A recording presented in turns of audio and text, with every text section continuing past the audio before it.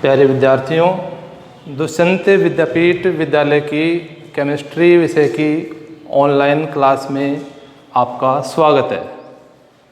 अपन वैद्युत रसायन चैप्टर पढ़ रहे थे, जिसमें अपना टॉपिक था वैद्युत अपघटनी सेल। वैद्युत अपघटनी सेल, इस सेल में विद्युत ऊर्जा का रासायनिक ऊर्जा में रूपांतरण होता है। इस सेल के बारे में सबसे पहले फैराडे वैज्ञानिक ने बताया। इसकी संरचना निम्न प्रकार है। इस सेल में एक कुचालक पात्र होता है, जिसमें दो धातु इलेक्ट्रोड लगे रहते हैं और ये दोनों धातु इलेक्ट्रोड बैटरी के दो सिरों से जुड़े रहते हैं। इन दोनों धातु इलेक्ट्रोड को किसी उचित वैद्युत अपघट्य पदार्थ के विलयन में डुबोया जाता है। जो इलेक्ट्रोड बैटरी के धन टर्मिनल या धनाग्र या पॉजिटिव सिरे से जुड़ा होता है, वह एनोड कहलाता है, और जो इलेक्ट्रोड ऋण टर्मिनल से जुड़ा होता है, वह कैथोड कहलाता है। जब सेल में आवेश या धारा का प्रवाह कराते हैं, तो वैद्युत अपघट्य के पदार्थ का अपने आयनों में वियोजन होता है। अर्थात विद्युत के द्वारा किसी भी पदार्थ का अपने आयनों में टूटना, वियोजित होना ही वैद्युत अपघटन कहलाता है। जैसे इस सेल में अपन दो प्लेटिनम धातु के इलेक्ट्रोड लेते हैं और इन्हें HCl वैद्युत अपघट्य विलयन में डुबो देते हैं। जब आवेश प्रवाहित कराते हैं, चित्र में दिया गया है कि जो पॉजिटिव टर्मिनल है वो एनोड है, नेगेटिव टर्मिनल कैथोड है। तो जब आवेश प्रवाहित कराएंगे तो जो HCl वैद्युत अपघट्य है उसका वियोजन होगा और ये अपने आयनों में टूटेगा H+ और Cl-। अब ये जो H+ और Cl- आयन होते हैं, इनमें से धनायन और ऋणायन अपने विपरीत आवेशित इलेक्ट्रोड पे गमन करेंगे और वहाँ पर इलेक्ट्रॉन त्याग कर या इलेक्ट्रॉन ग्रहण करके ऑक्सीकरण या अपचयन द्वारा उदासीन हो जाते हैं। जब HCl से निर्मित H+ और Cl- आयन इस वैद्युत अपघट्य से गमन करेंगे, तो जो कैथोड है, कैथोड होता है ऋण टर्मिनल, ऋणाग्र होता है, तो कैथोड पर हमेशा धनायनों का गमन होता है। दो H+ आयन कैथोड पे जाएंगे विलयन से और कैथोड से ये दो इलेक्ट्रॉन ग्रहण करते हैं। दो इलेक्ट्रॉन ग्रहण करके H2 गैस का निर्माण करते हैं। अर्थात कैथोड पर धनायन आते हैं, इलेक्ट्रॉन ग्रहण करते हैं। इलेक्ट्रॉन ग्रहण करने के कारण अपन ये कह सकते हैं कि कैथोड पर अपचयन अभिक्रिया होती है। कैथोड पर अपचयन होता है, इलेक्ट्रॉन ग्रहण किए जाते हैं। एनोड की बात करें, एनोड धन टर्मिनल होता है, तो एनोड पर ऋणायन आते हैं और ये इलेक्ट्रॉन त्याग कर ऑक्सीकृत होते हैं, ऑक्सीकरण होता है। तो वैद्युत अपघटनी सेल में कैथोड पर हमेशा अपचयन अभिक्रिया होती है, एनोड पर ऑक्सीकरण अभिक्रिया होती है। कैथोड पे इलेक्ट्रॉन ग्रहण किए जाते हैं, एनोड पे इलेक्ट्रॉन त्यागे जाते हैं। जैसे HCl का यदि वैद्युत अपघटन कराएं अपन वैद्युत अपघटन सेल में HCl वैद्युत अपघटन लेकर 2 प्लेटिनम धातु इलेक्ट्रोड लगा के अपन धारा प्रवाहित कराते हैं तो हमेशा जो कैथोड है, कैथोड पे हाइड्रोजन गैस का निर्माण होगा और एनोड पर क्लोरीन गैस का निर्माण होगा। अर्थात HCl के वैद्युत अपघटन से हाइड्रोजन और क्लोरीन का निर्माण होगा। ये प्रक्रिया जब तक चलती रहेगी जब तक कि वैद्युत अपघट्य विलयन के कंप्लीट H+ और Cl- आयन नष्ट नहीं हो जाते, समाप्त नहीं हो जाते। तो ये वैद्युत अपघटनी सेल होता है, ये इसकी बनावट होती है। फैराडे ने इसके बारे में बताया था, जिसमें एनोड और कैथोड पे आयनों का गमन होता है, अभिक्रियाएं होती हैं। इस सेल का मुख्यतः जो उपयोग होता है वो विभिन्न धातुओं पर अन्य किसी धातु के लेपन में किया जाता है। अब यदि वैद्युत अपघट्य के रूप में 2 या 2 से अधिक पदार्थों का मिश्रण लिया जाए, कहने का मतलब ये है कि यदि वैद्युत अपघट्य विलयन में 1 से अधिक धनायन उपस्थित हों और 1 से अधिक ऋणायन उपस्थित हों, तो ऐसी स्थिति में कौन सा धनायन पहले कैथोड पे इलेक्ट्रॉन ग्रहण करेगा और कौन सा ऋणायन पहले एनोड पर इलेक्ट्रॉन त्यागेगा। इन सब बातों को जानने के लिए मानक इलेक्ट्रोड विभव के मान का पता होना आवश्यक है। पिछली क्लास में आपने एक टॉपिक पढ़ा था वैद्युत रासायनिक श्रेणी, वैद्युत रासायनिक श्रेणी। वैद्युत रासायनिक श्रेणी विभिन्न तत्वों को उनके मानक इलेक्ट्रोड विभव के घटते या बढ़ते क्रम में व्यवस्थित करती है। कहने का मतलब यह है कि जब विभिन्न धातुओं को, विभिन्न तत्वों को इलेक्ट्रोड विभव के मान के घटते या बढ़ते क्रम में अपन व्यवस्थित करते हैं तो जो सीरीज बनती है, जो श्रेणी बनती है, वह श्रेणी कहलाती है वैद्युत रासायनिक श्रेणी। इस श्रेणी में सबसे बीच में आता है हाइड्रोजन, जिसके मानक इलेक्ट्रोड विभव का मान होता है 0 प्रत्येक ताप पे। अब कुछ तत्व ऐसे होते हैं जिनके मानक इलेक्ट्रोड विभव का मान 0 या 0 से कम होता है, अर्थात इससे अधिक नेगेटिव या ऋणात्मक होता है। कुछ तत्व ऐसे होते हैं जिनके मानक इलेक्ट्रोड विभव का मान 0 से ज़्यादा अर्थात धनात्मक होता है। ये श्रेणी विभिन्न तत्वों की ऑक्सीकारक या अपचायक सामर्थ्य के बारे में बताती है।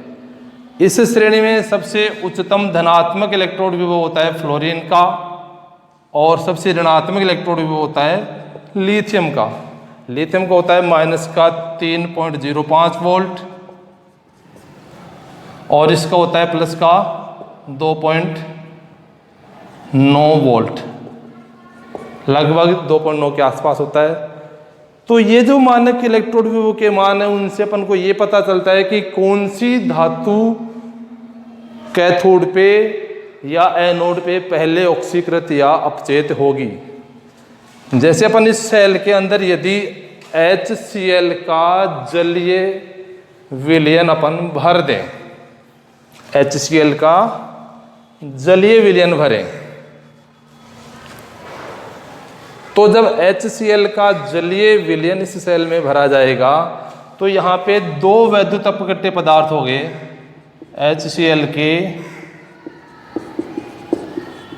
जलीय विलयन का वैद्युत अपघटन किस प्रकार से होगा ये देखें।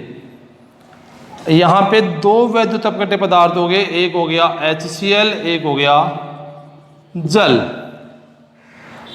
अब जब इस जलीय विलयन को वैद्युत अपघटनी सेल में भर के अपन धारा प्रवाहित करवाएंगे, आवेश प्रवाहित कराएंगे, तो ये HCl भी अपने आयनों में टूटेगा और जल यानी कि H2O भी अपने आयनों में टूटेगा।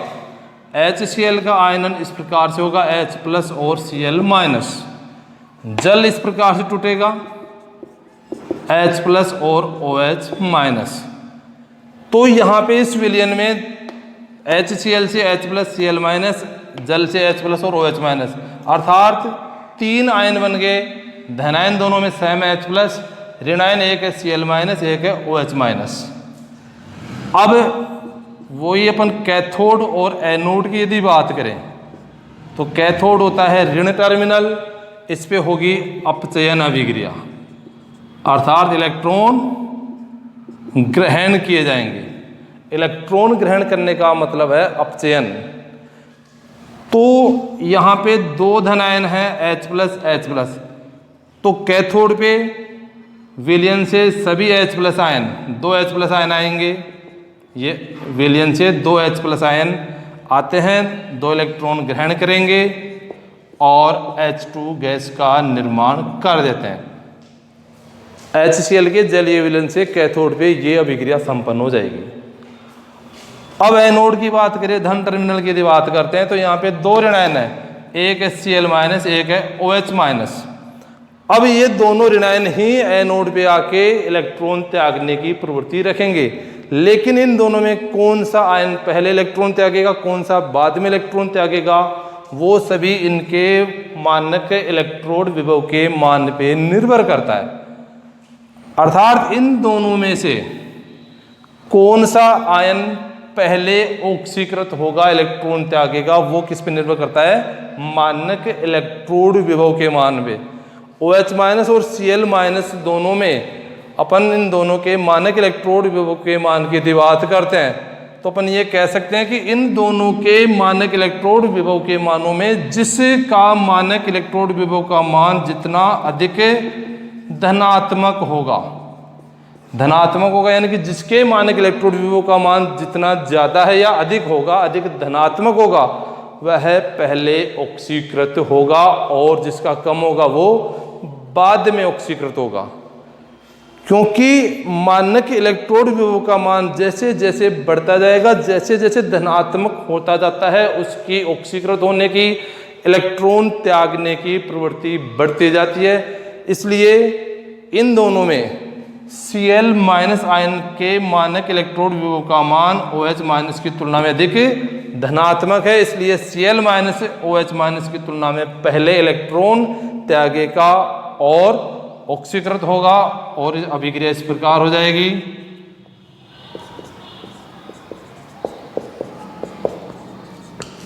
यह अभिक्रिया संपन्न होगी कि 2 Cl माइनस आयन 2 इलेक्ट्रॉन त्याग के क्लोरीन गैस का निर्माण कर देंगे।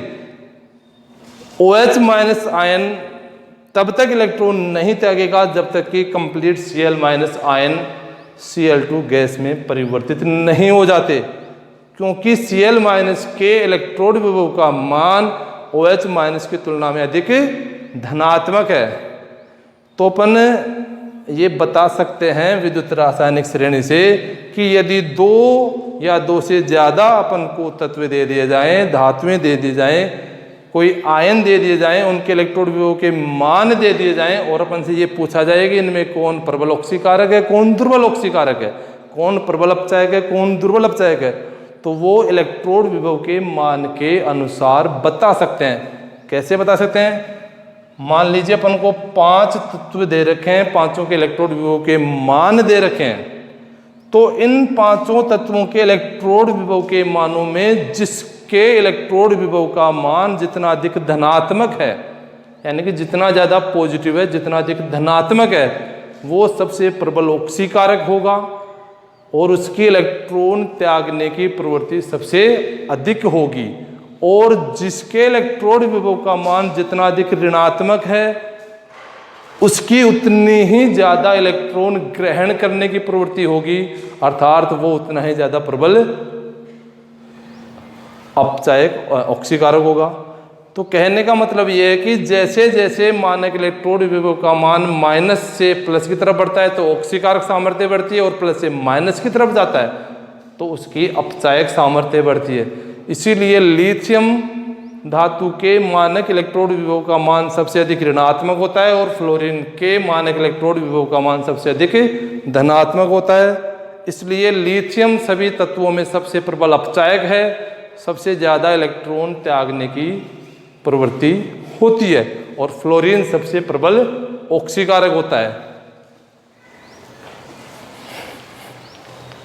इसी प्रकार यदि अपन NaCl के जलीय विलयन का वैद्युत अपघटन देखें, कई बार क्वेश्चन आता है NaCl के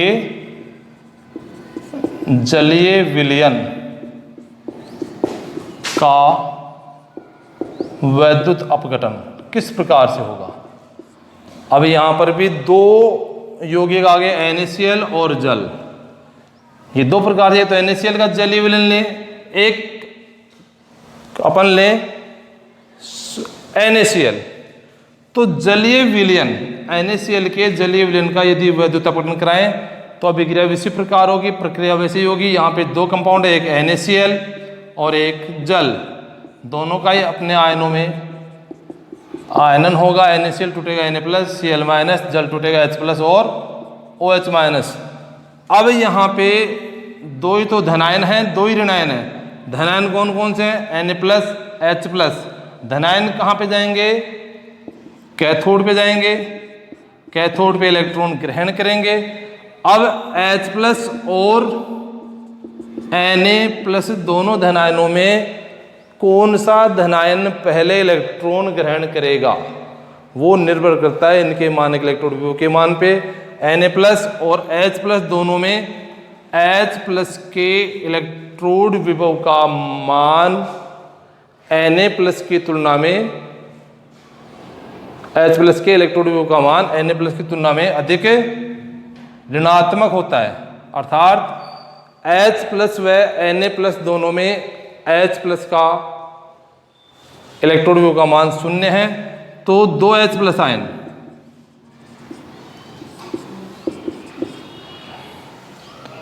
दो इलेक्ट्रॉन ग्रहण करेंगे और H2 गैस का निर्माण करते हैं।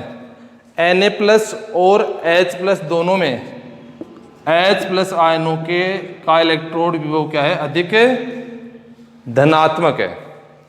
इसी प्रकार यदि एनोड पे बात करें, एनोड पर वही Cl- और OH- दोनों में पहले Cl- इलेक्ट्रॉन त्यागेगा और ऑक्सीकृत होगा। तो Cl- की इलेक्ट्रॉन त्यागने की प्रवृत्ति OH- से क्या है? ज़्यादा है। और दो Cl- आयन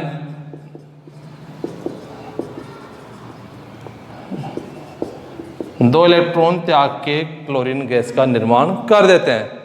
तो NaCl के जलीय विलयन का जब वैद्युत अपघटन कराते हैं तो कैथोड पे हाइड्रोजन गैस का निर्माण होता है, एनोड पे क्लोरीन गैस का निर्माण होता है।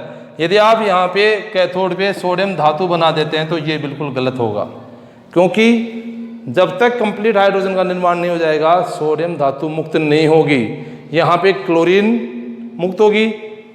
तो ये जो Na+ और OH- आयन बनते हैं ये मिलके NaOH का निर्माण कर लेते हैं। इसलिए NaCl के जलीय विलयन का वैद्युत अपघटन कराने के पश्चात जो शेष विलयन बचेगा वो बचता है NaOH, सोडियम हाइड्रोक्साइड। तो ये वैद्युत अपघटनीय सेल का प्रोसेस है जिसमें एनोड व कैथोड की अभिक्रियाएं होती हैं। आपको ये ध्यान रखना है इसमें कि एनोड पे क्या हो रहा है, कैथोड पे क्या हो रहा है। हमेशा एनोड पे इलेक्ट्रॉन त्यागे जाएंगे, कैथोड पे इलेक्ट्रॉन ग्रहण किए जाएंगे। कैथोड पे हमेशा अपचयन अभिक्रिया होगी, एनोड पे हमेशा ऑक्सीकरण अभिक्रिया होगी। इसके बाद में देखते हैं फैराडे के